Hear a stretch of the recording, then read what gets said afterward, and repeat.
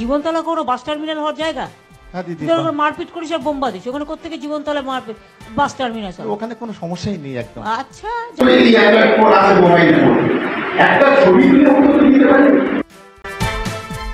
12 বছর ধরে সন্দেশখালীতে নারীদের উপর অত্যাচার হচ্ছে, শারীরিক নির্যাতন হচ্ছে। একটা ভিডিও আপনারা দেখেছেন? আমাকে দেখান তো দেখি একটা ভিডিও। কে প্রশ্ন করলেন? প্রশ্ন করলেন মমতা বন্দ্যোপাধ্যায়ের বোমা বাঁধা বিধায়ক শওকত মোল্লা। বোমা বাঁধা বিধায়ক কেন বলছি? কারণ এই রাজ্যে অনেক বিধায়কই হয়তো বোমা বাঁধেন বা তার ঘনিষ্ঠ লোকেদের নিয়ে বোমা তৈরি করেন, কিন্তু শওকত মোল্লা এই রাজ্যের এমন একজন বিধায়ক যাকে স্বয়ং মুখ্যমন্ত্রীর সার্টিফিকেট দিয়েছেন, তুই তো বোমা বাঁধিস। দেখাবো সেটা এই প্রতিবেদনে। শওকত মোল্লা নারী নির্যাতনের ভিডিও দেখতে চাইলেন, একেবারে ঘেঁটে গেছে তৃণমূল। নারীদের বিদ্রোহের আগুন তৃণমূলকে জ্বলিয়ে পুড়িয়ে একেবারে ছারখার করে দিচ্ছে। কে কি বলছেন খেয়াল নেই।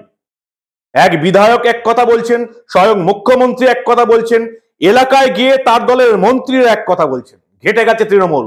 নারীদের বিদ্রোহের চাপে তৃণমূল কি করবে কি বলবে ভেবে উঠতে পারছে না। আর অন্যদিকে কলকাতা হাইকোর্টে আবার ভাইপোকেই মিথ্যাবাদী বলে দিয়েছেন প্রধান বিচারপতি। শওকত মোল্লা কি দেখতে চাইলেন দেখাবো, সবটা আপনাদের শোনাবো।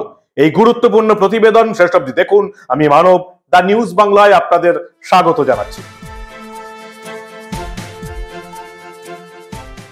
শওকত মোল্লা বলছেন যে প্রথমে নারীরা ঘোমটা দিয়ে কথা বলছে আর তারপরেই সিগারেট খাচ্ছে। 90% মিথ্যা কথা সন্দেশখালী নিয়ে যা যা টিভি চ্যানেলে দেখানো হচ্ছে। 10-12 হাজার টাকায় লোক ভাড়া করে নিয়ে যাওয়া হচ্ছে সন্দেশখালীতে। মমতা বন্দ্যোপাধ্যায়ের বিধায়ক শওকত মোল্লার এমনই মত। ঠিক কি বললেন তিনি শুনে নিন আপনারা। আজকে প্রকাশ করা হচ্ছে, যে খবর ছড়িয়ে দেওয়া হচ্ছে, যে খবর তুলে দেওয়া হচ্ছে 90% মিথ্যে কথা, এটা আমি একটা শপথ করে বলতে পারি। কলকাতা থেকে ভাড়া করে নিয়ে আসছে লোক 5,000, 10,000, 20,000। কেউ কেউ ঘোমটা দিয়ে কথা বলছে, কেউ কেউ সরাসরি কথা বলছে। পরবর্তীকালে দেখা যাচ্ছে যে এটা ঘোমটা দিয়ে কথা বলছে সে সিগারেট খাচ্ছে। ভাবতে পারেন 12 বছর একটা বিবেকের সঙ্গে প্রশ্ন করতে আপনার 12 বছর ধরে যদি সন্দেশখালী এই ঘটনা ঘটে, তৃণমূল কংগ্রেস ক্ষমতায় আছে 13 বছর, বলছে 12 বছর ধরে ঘটনা ঘটছে। 11 সালে সিপিএম দিয়েছিল নিরাপদ সরকার, 16-7 বছর ধরে সিপিএম ছিল। তাই যখন সিপিএম ইতিহাস ছিল, যদি তৃণমূল কংগ্রেসের কোনো লোক কোনো নেতা যদি কাউকে কোনো ধর্ষণ করে রাতে বেলা মিটিয়ে ঢেকে যায়, যদি এই ঘটনা ঘটায়, সরকার সবার হাতে তো এই অ্যান্ড্রয়েড ফোন আছে, মোবাইল ফোন, একটা ছবি তুলে অন্তত দিতে পারে। ভাঙড়ের শানপুকুর অঞ্চলে তৃণমূলের একটা সভা ছিল।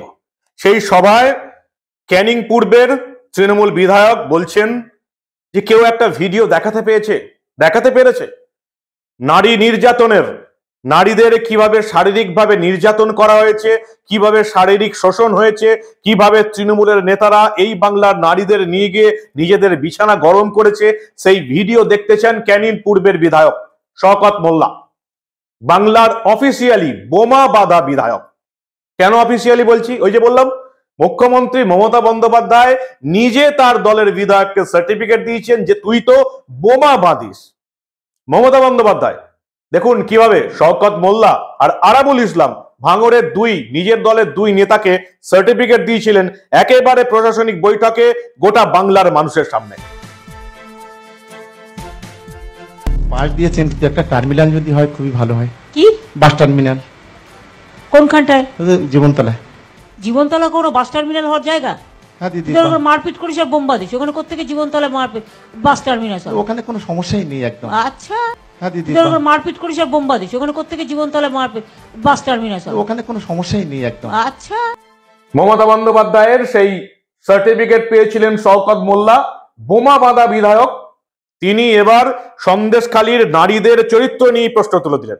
সবাই নাকি বহিরাগত, 5-10 হাজার টাকা দিয়ে সবাইকে আনা হচ্ছে, মুখ ঢেকে সাংবাদিকদের সামনে দাঁড়াচ্ছে, তারপরেই তারা নাকি সিগারেট টানছে। আর চাপা যাবে না শওকত মোল্লা, আর চাপা যাবে না। নারী বিদ্রোহের আগুন এভাবে মিথ্যা কথা বলে চাপা যাবে না। দলের নেত্রী মুখ্যমন্ত্রী মমতা বন্দ্যোপাধ্যায় বিধানসভায় দাঁড়িয়ে বলেছিলেন যে সবাই বহিরাগত। ঠিক তারপরেই দুদিন পরেই তার দলের নেতা মন্ত্রীরা এলাকায় গিয়ে বলতে বাধ্য হয়েছিল আপনাদের পাশে মমতা বন্দ্যোপাধ্যায় আছে। ভালো করে দেখবেন আরেকবার, বারবার দেখাচ্ছি, তবু আরেকবার দেখুন তৃণমূলের এই দ্বিচারিতাটা একবার দেখুন। যারা মুখে মাস্ক পরে পরে ছবি তুলছে, ধরাও পড়েছে বিজেপির কর্মী, কিভাবে তারা বাইরে থেকে নিয়ে এসে একটা এলাকাকে অশান্ত করার চেষ্টা করেছে। আগে টার্গেট শেখ শাহজাহান, ওকে টার্গেট করে ইডি ঢুকলো, তারপরেই সবাইকে বার করে দিয়ে তারপরে ওখানে আদিবাসী মাইনরিটিদের মধ্যে ঝগড়া লাগিয়ে দিল। A few moments later. উনি যে কোনো কারণে হোক এই খবরটা ওনার কানে পৌঁছয়, যখন পৌঁছেছে সঙ্গে সঙ্গে আমাদের পাঠিয়েছে এবং বলেছে যে আপনারা যে আন্দোলনটা করছেন এটা ঠিক, মানে উনি আপনাদের পক্ষে, উনি বলেছেন মানুষ যেটা বলছে সেটা ঠিক বলেছে। দিদি বলেছে ওরা আমার লোক, ওরা ঠিক বলছে, তোমরা যাও, ওনারা যা বলছে সেটা শুনে ওনারা যা করতে বলছেন সেটা করো। দিদি সেই জন্য আমাদের পাঠিয়েছে, আর সেটা হয়ে যাবে। শওকত মোল্লা বলছেন সব মিথ্যা, 90% মিথ্যা।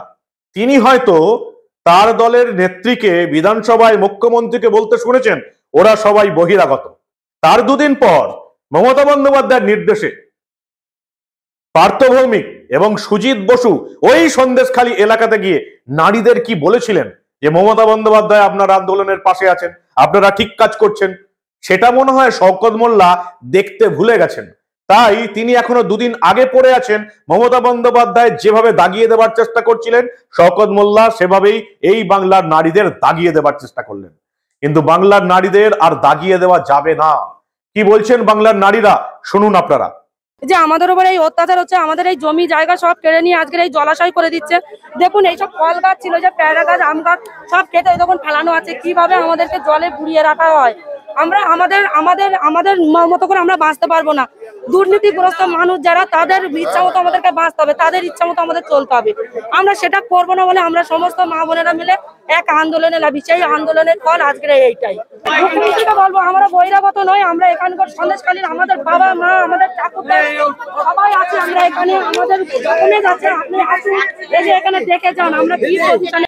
তৃণমূলের বোমা বাঁধা বিধায়ক যাকে মুখ্যমন্ত্রী মমতা বন্দ্যোপাধ্যায় সার্টিফিকেট দিয়েছিলেন, তৃণমূলের সেই বোমা বাঁধা বিধায়ক এবার সন্দেশখালীদের নারীদের চরিত্র নিয়ে প্রশ্ন তুলে দিলেন।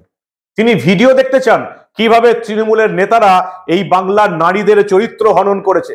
তিনি ভিডিও দেখতে চান কিভাবে তৃণমূলের নেতারা সন্দেশখালীর নারীদের নিয়ে নিজেদের বিছানা গরম করেছে।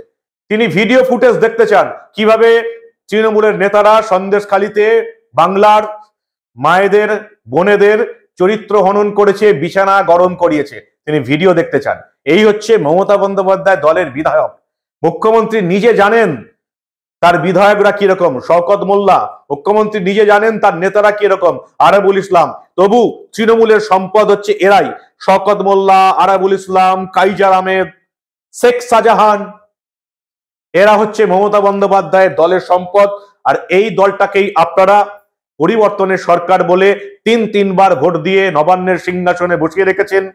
15টা বছর আমাদের রাজ্যে রাজত্ব করার সুযোগ করে দিয়েছেন। এই রাজ্যে বিশ্বাস করুন, এই মমতা বন্দ্যোপাধ্যায় দলটার একটা পঞ্চায়েত চালানোর যোগ্যতা নেই। তাদেরকে আপনারা এই রাজ্যের রাজত্বভার তুলে দিয়েছেন, যার ফলে এই গুন্ডারা, কোথাও শওকত মোল্লা, কোথাও আরাবুল ইসলাম, কোথাও কাইজার আহমেদ, কোথাও শেখ শাহজাহান, এই গুন্ডারা এখন রাজত্ব করছে এই বাংলায়। কোনায় কোনায় এই গুন্ডাদের পুষছে তৃণমূল কংগ্রেস, এবং আপনারা ভোট দিয়ে এই গুন্ডাদের বড় হতে সাহায্য করছে। ভাবুন আর ভাবতে থাকুন আর দেখতে থাকুন দা নিউজ বাংলা। আমরা এই ধরনের কোনো খবরই চেপে রাখতে দেব না।